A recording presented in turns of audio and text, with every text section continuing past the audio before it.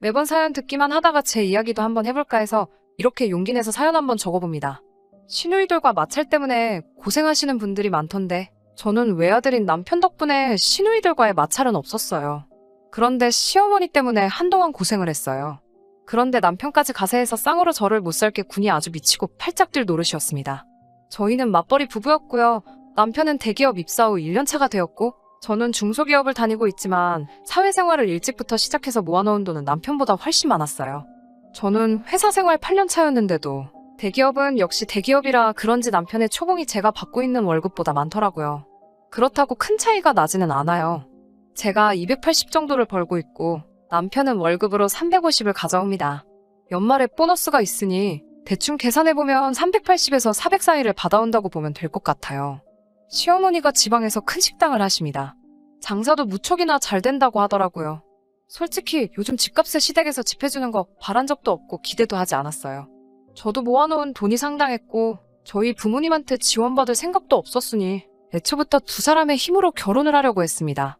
신랑과 결혼 이야기 보고 가면서 처음으로 시부모님을 만난 자리였는데 시어머니께서 저한테 먼저 말을 꺼내시더라고요.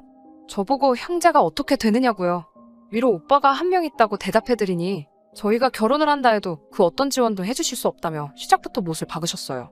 야무진 며느리 흉내를 내려고 한 건 아니지만 지원금에 대해서는 안 주셔도 상관이 없다고 대답해드렸지요. 저도 남편도 둘 다 직장 생활을 하고 있고 애초에 저도 양가 지원 없이 둘이서 시작할 계획이었다고 말씀을 드렸더니 시어머니께서는 너는 왜 결혼을 꽁으로 하려고 하느냐며 역정을 내시더군요. 그 말에 저도 한 말씀 드렸어요. 어머님께서는 방금 지원을 해줄 생각이 없다고 하셨는데 왜 저는 저희 부모님한테 돈을 지원받아와야 하는지 이해가 잘 가지 않는다고요. 대기업 다니는 아들을 데려가는데 맨 입으로 시집을 올 생각이냐며 그건 말도 안 되는 거라고 하시네요. 어차피 남편은 외아들이고 자기들 죽게 되면 그 재산이 누구 입으로 가겠냐고? 그런데 저는 딸인데다가 위로 오빠가 있으니 저희 부모님이 돌아가시면 아들이고 장남인 제 오빠가 대부분 가져가지 않겠냐면서 이건 수지타산이 안 맞는다고 하시네요. 결혼이 장사하는 것도 아니고 수지타산 운운하시며 자신들이 손해를 보는 거라는 식으로 말씀하시는데 어이가 없었습니다. 물론 남편이 대기업 다니면서 저보다 높은 연봉을 받고 있는 건 사실이지만 입사한 지 얼마 되지 않아서 모아놓은 돈이 없거든요. 애초에 저도 지원받을 생각 하나도 없었던 데다가 결혼하게 되면 양가 지원은 받지 않지만 제가 모아놓은 돈 7천을 그대로 신혼살림 차릴 돈으로 전부 사용하려고 하고 있었지요. 그런데 자기들이 손해를 보내 어쩌네 하는 것도 사실 어이가 없는데 유산 운운하면서 저는 제 돈을 포함해서 저희 부모님한테까지 손을 벌려야 한다고 하니 기분이 많이 상했어요. 다행히 듣고만 있던 남편이 분위기가 차가워지자 나서서 중재를 해줬어요. 제가 모아놓은 돈도 많고 시작은 월세방 구해서 해야겠지만 두 사람 벌이를 합치면 3년 정도 아끼고 모으면 전셋집 정도는 구해서 들어갈 수 있을 거라고요. 시어머니는 끝까지 제가 친정의 지원을 받지 않는다는 게 내키지 않은 듯한 표정이었지만 남편이 간곡하게 부탁을 해오니 그날은 잘 넘어갔어요. 시어머니 때문에 파혼하는 것도 그렇고 무엇보다 그 상황에서 제 편을 들어주면서 시어머니한테 맞서는 남편 모습에 오히려 저는 그때 결혼을 확신하게 되었네요. 제 스스로 10월드 입장권을 끊었다고 하실 분도 많지만 그때는 남편의 진짜 모습을 모르고 있었으니 어쩔 수 없는 결정이었어요. 아무튼 그렇게 양가 지원 하나도 없이 저희는 결혼하게 되었습니다. 결혼 전에는 남편하고 약속도 했어요. 양가 지원 없이 하는 결혼이니만큼 누가 더 뭘 해왔네 안 해왔네로 다투는 일이 없도록 하자고요. 물론 제가 모아놓은 돈이 공동의 재산이 되기는 하겠지만 남편의 수입이 저보다 많으니 그 돈도 언젠가는 따라잡히게 될 것이기 때문에 저도 제가 해놓은 돈 가지고 유세 부리지 않겠다고 이야기도 했습니다. 너희 부모님 유산 같은 거는 사실 관심도 없고 안 받아도 상관없으니 집안일도 서로 미루지 말고 반반하고 양쪽 부모님들한테도 상황에 맞게 똑같이 효도하자고요. 친정도 시댁도 거리가 꽤 먼 지방이라 시집살이 할 일은 없겠지만 제가 며느리니까 친정에 가지 못하고 이런 일은 없도록 하자고 했습니다. 남편도 제 말을 이해하고 그렇게 하겠다고 했고요.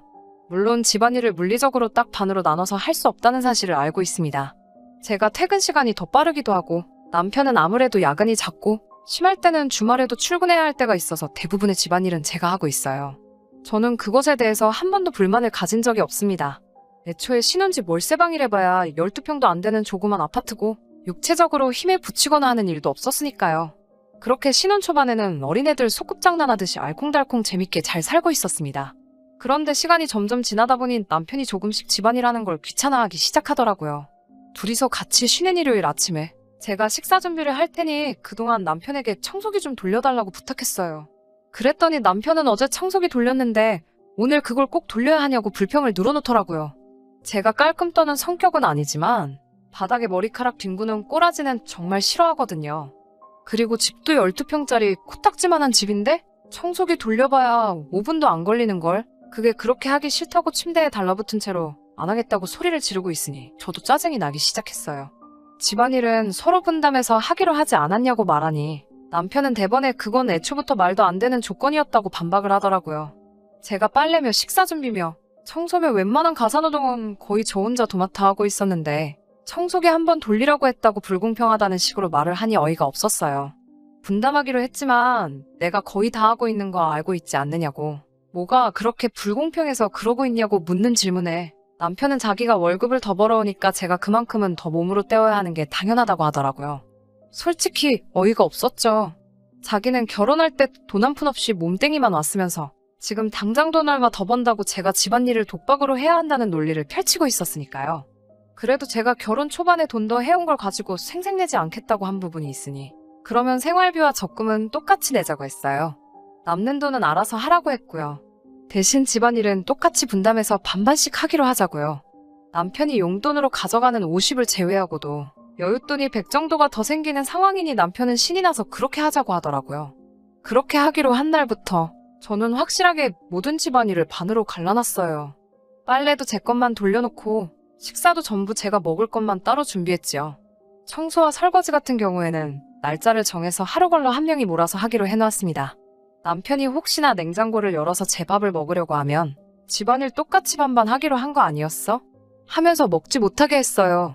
처음에는 툴툴대면서 배달 음식을 시켜 먹거나 했는데 당장 출근할 때 신을 양말이 없으니 저보고 더럽고 치사하다면서 꼭 이렇게까지 해야 하는 거냐고 방방 날뛰기 시작했지요. 그날로 정확히 일주일이 지나고 나서 제게 미안하다고 사과를 해오더라고요. 집안일이 얼마나 힘든 건지 이제 알았다면서 고집 부려서 미안하다고 원래 하던 대로 돌아가자고 청소기만큼은 자기가 매일매일 돌리겠다고 하네요. 제가 알게 모르게 해주던 것들이 남편에게는 당장의 여윳돈 100만 원보다 더 크게 느껴졌던 거죠.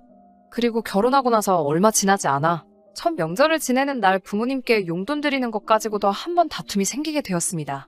각각 20씩 해서 봉투를 4개를 준비를 하고 있는데 부모님한테 드리는 건데 좀 더 쓰자고 하면서 50씩 넣자고 하더라고요. 제가 그건 조금 무리라고 했어요.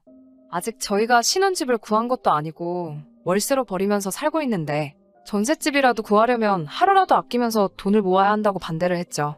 친정 부모님도 일을 하고 계시고 시부모님도 식당 하시면서 큰돈을 벌고 있는 걸 알고 있는 상황에 개뿔도 없는 우리가 들여봤자 티가 나겠냐고. 50이든 20이든 부모님들께는 우리가 챙기고 있다는 마음이 중요한 거지. 그 액수가 크건 작건 간에 부모님들에게는 크게 와닿지 않을 거라고 설명을 했더니 저보고 부모님들한테 용돈을 매달 드리는 것도 아니고 명절이나 생신 때 한두 번 드리는 건데 그걸 아끼려고 한다고 아주 불효녀라고 말하면서 이죽대기 시작했어요. 기분이 나빴지만 안 되는 건 안 되는 거라고 우리가 자리 잡고 그때 용돈을 더 드려도 늦지 않는다고 한번 참고 말해줬더니 모처럼 자기가 대기업 취직해서 돈을 이만큼이나 벌고 있는데 낳아주고 길러주신 부모님들께 효도도 내 맘대로 못한다고 하면서 신세한탄을 하기 시작하더군요.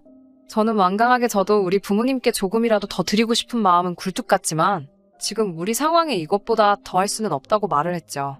그랬더니 남편놈이 제 생각은 끝까지 이해를 하지 않고 그러면 자기 부모님들께만큼은 용돈을 자기가 돈을 더 버는 만큼 더 드려야겠다고 우기기 시작했습니다.